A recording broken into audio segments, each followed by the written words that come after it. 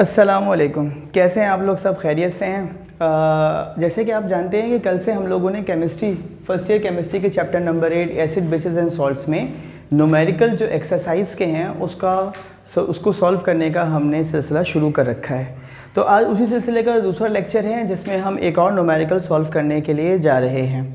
Numerical solve करने से पहले दो बातें आप ज़रा गौर से सुन लें। पहली बात तो ये है कि ये न्यूमेरिकल आपकी टेक्स्ट बुक के पेज नंबर 180 पर है और ग़ालिबन इसमें जो आंसर्स हैं यानी OH आयन कंसनट्रेशन का H आयन कंसनट्रेशन के ये आंसर उनकी इसको कह लेते हैं typographical mistakes.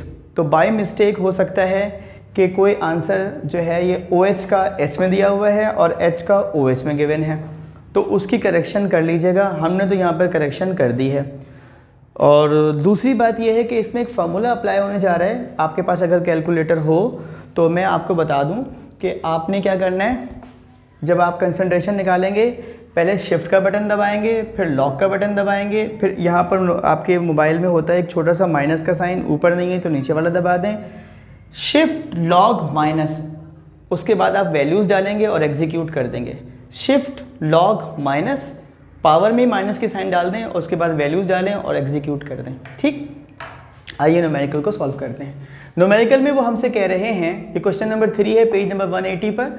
Calculate the concentration of H ions and OH ions if the pH of the solution is 5.6।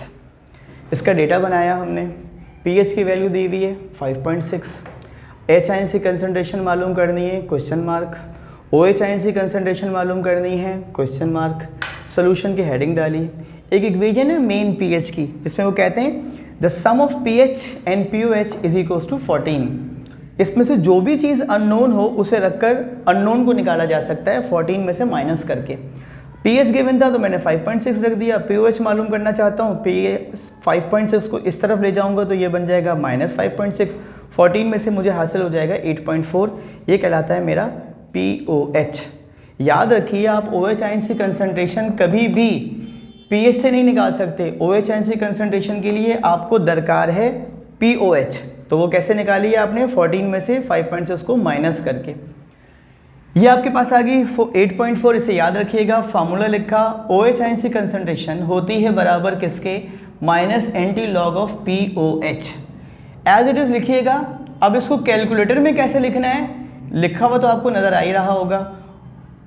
POH की जगह पे आपने लिख दिया 8.4। अब कैलकुलेटर में उठाइए और मेरे साथ साथ लिखते जाइए।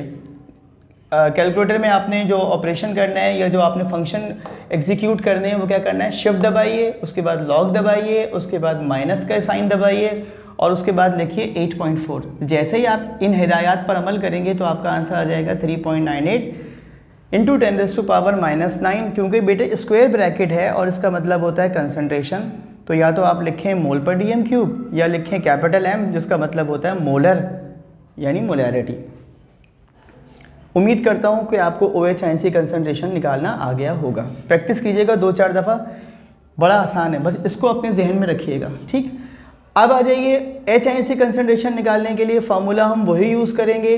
जब OH निकालनी होती है कंसंट्रेशन तो POH रखा जाता है, जब H आयन की कंसंट्रेशन निकालनी हो तो NT log ऑफ PH रखा जाता है। अब ये 5.6 कहाँ से आया? हमें क्वेश्चन में गिवन था, हमने डेटा में भी मेंशन किया हुआ है, तो हमने लिखा -log ऑफ PH और वो है किसके बराबर? -NT log of 5.6। क्या करेंगे जी? बिल्कुल आपने सही बताया, शिफ्ट दबाएंगे, लॉग दबाएंगे, माइनस की साइन दबाएंगे, अब लिखेंगे 5.6 तो आंसर आ जाएगा 2.51 इंटू 10⁻⁻⁶ मोल्स पर DM³। इसका स्क्रीनशॉट ले लें, फिर उसके बाद आगे बात करते हैं।